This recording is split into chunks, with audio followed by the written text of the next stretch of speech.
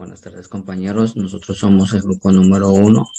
Vamos a hablar sobre el impuesto a las ganancias según la NIC 12. Los integrantes del grupo son María Jimena Barrera, Brenda Miranda, Donis Alvarado, Juan Danilo Juárez y mi persona.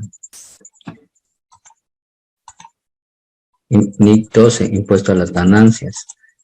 El objetivo es prescribir el tratamiento contable del impuesto a las ganancias. El principal problema al contabilizar el impuesto a las ganancias es cómo tratar las consecuencias actuales y futuras de la recuperación, liquidación en el futuro del importe en libros de los activos pasivos que se han reconocido en el estado de situación financiera de la entidad, las transacciones y otros sucesos del periodo corriente que han sido objeto de reconocimientos en los estados financieros.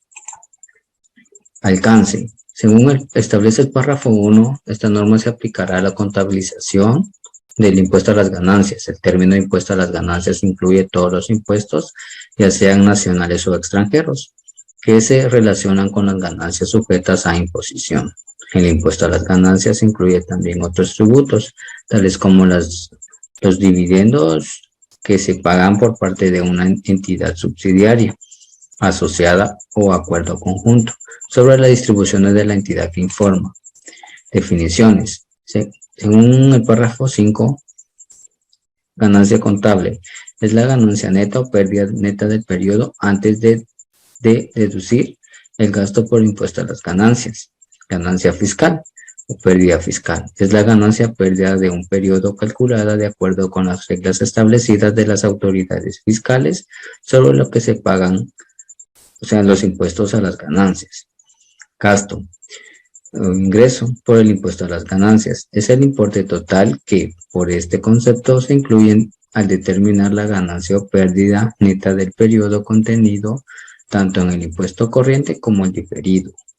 Impuesto corriente es la cantidad a pagar, o sea, recuperar por el impuesto a las ganancias, relativo a las ganancias, pérdida fiscal del periodo. Pasivos por impuestos diferidos son las cantidades de impuestos sobre las ganancias a pagar en periodos futuros, relacionadas con las diferentes temporarias imponibles. Seguimos con las definiciones. Como activos por impuestos diferidos son las cantidades de impuestos sobre las ganancias a recuperar en periodos futuros, relacionados con diferencias temporarias deducibles, la compensación de pérdidas obtenidas en periodos anteriores que todavía no hayan sido objeto de deducción fiscal, y la compensación de créditos no utilizados procedentes de periodos anteriores. Las diferencias temporarias son las que existen entre el importe en libros de un activo o pasivo en el estado de situación financiera y su base fiscal. La base fiscal de un activo o pasivo es el importe atribuido para fines fiscales a dicho activo o pasivo. Base fiscal. Según él establece el párrafo 7 que la base fiscal de un activo es el importe que será deducible a efectos fiscales de los beneficios económicos imponibles que obtenga la cantidad en el futuro cuando recupere el importe en libros de dicho activo. Párrafo 8. La base fiscal de un activo es igual a su importe en libros, menos cualquier importe que eventualmente sea deducible fiscalmente respecto de tal partida en periodos futuros. Estas diferencias temporarias también surgen cuando los activos identificables que son adquiridos y los pasivos que son asumidos en una combinación de negocios se reconocen por sus valores razonables, pero no se realizan ajustes equivalentes a efectos fiscales. También cuando se revalúan los activos por el cambio de costos que se determinan, también surge una plusvalía en una combinación de negocios, cuando la base fiscal reconocida por primera vez difiere de su importe al valor en libros inicial, y por último cuando el importe en libros en inversiones en subsidiarias, sucursales o en otras pues también difiere de la base fiscal. En la combinación de negocios con limitadas excepciones se reconocerán según sus valores razonables en la fecha de la adquisición. Las diferencias temporarias aparecerán cuando las bases fiscales de los activos o los pasivos que son identificables, en los cuales son asumidos, no realicen ningún tipo de modificación. La contabilización de los activos por su valor razonable requiere que ciertos activos se contabilicen a su valor razonable o bien que sean revaluados. En algunas jurisdicciones la revaluación o cualquier otro tipo de expresión pues afecta directamente a lo que son las ganancias o las pérdidas fiscales del periodo que se está llevando a cabo. Esto se ajusta a la base fiscal del activo y no surge ninguna diferencia temporaria. La plusvalía va a surgir en una combinación de negocios cuando se mida el exceso del apartado sobre lo siguiente. Lo primero, que suma de la contraprestación que es transferida requiriendo que sea el valor razonable en la fecha de la adquisición, así como el importe en cualquier participación no controlada y en una combinación de negocios llevada a cabo en las diferentes etapas. Así también el neto de los importes en la fecha de la adquisición de los activos identificables adquiridos y de los pasivos asumidos. El reconocimiento inicial de un activo o un pasivo puede surgir una diferencia temporaria cuando se utiliza un tipo de contabilización o un método de contabilización de acuerdo a la naturaleza de la transacción que se ha llevado a cabo, tomando en cuenta el reconocimiento inicial del activo o pasivo que estamos trabajando, dándose en 3 puntos. En una combinación de negocios, si este también afecta a la ganancia contable o la ganancia fiscal, y también si no se diera a las anteriores, se podría recuperar o se podría dar el ajuste en el importe en libros por el mismo importe. Buenos días, licenciado, compañeros. Continuando con nuestra exposición de la NIC 12, tenemos pérdidas y créditos fiscales no utilizados.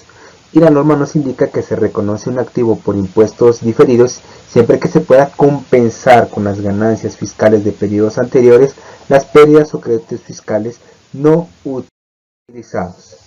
En relación a esto, también la norma nos indica que la entidad debe evaluar la probabilidad de disponer de ganancias fiscales contra las que pueda cargar las pérdidas o créditos fiscales que no se utilizaron, y para ello la entidad debe de considerar estos 4 criterios muy importantes. Si tiene suficientes diferencias temporarias imponibles con la autoridad fiscal para poder utilizarlas como un derecho antes de que expire, la probabilidad de que esas ganancias fiscales antes de que se venzan los derechos de compensación.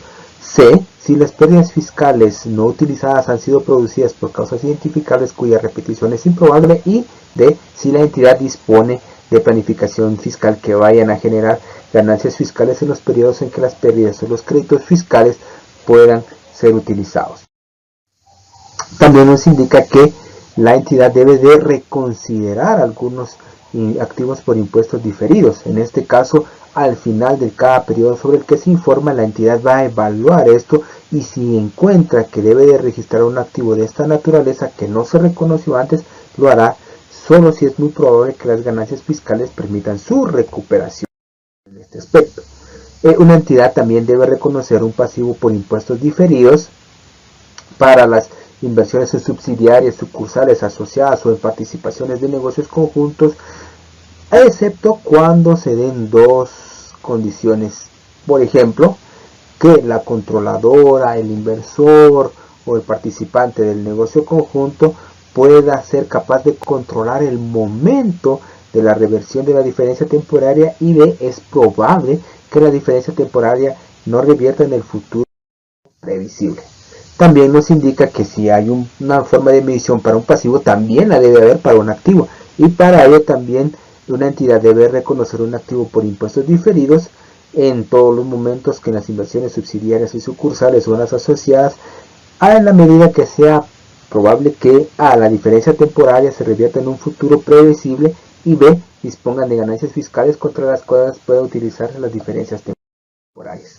En relación a la medición, la norma nos indica que los activos y pasivos por impuestos diferidos deben medirse empleando las tasas fiscales que se espera sean de aplicación en el periodo en el activo que se realice o el pasivo que se cancele, basándose en las tasas, leyes y fiscales que a la fecha del balance hayan sido aprobadas o prácticamente terminado el proceso de aprobación. Muchísimas gracias, Dios les bendiga.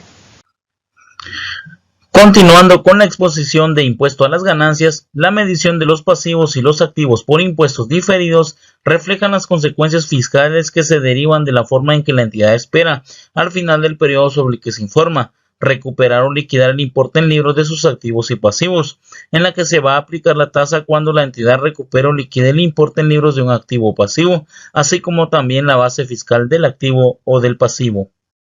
Por ejemplo, una partida de propiedades, planta y equipo tiene el importe en libros de 100 y una base fiscal de 60. Si el activo se vendiese, sería de aplicación a las ganancias una tasa del 20%, pero si se obtienen del mismo otro tipo de ingresos, la tasa aplicable es del 30%. La entidad reconocerá un pasivo por impuestos diferidos de 8, el 20% de 40, si prevé vender el elemento sin usarlo, y un impuesto diferido de 12, el 30% de 40, si prevé conservar el elemento y recuperar su valor mediante su uso.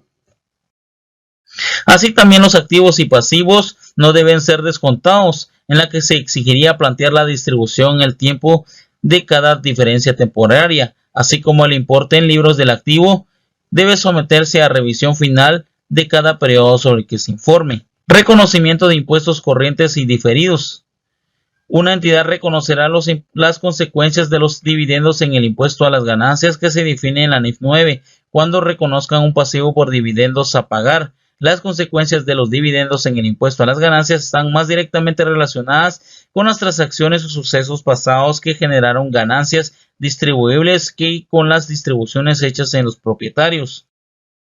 Partidas reconocidas en el resultado. El impuesto corriente y diferido se reconocerán como ingreso o gasto e incluirán el resultado del periodo, excepto en la medida en que el impuesto surja de una transacción o suceso que se reconoce en el periodo o en otro diferente, fuera del resultado, ya sea en el integral o directamente al patrimonio, o también como una combinación de negocios según la NIF 10, estados financieros, de una subsidiaria que se requiere medir al valor razonable.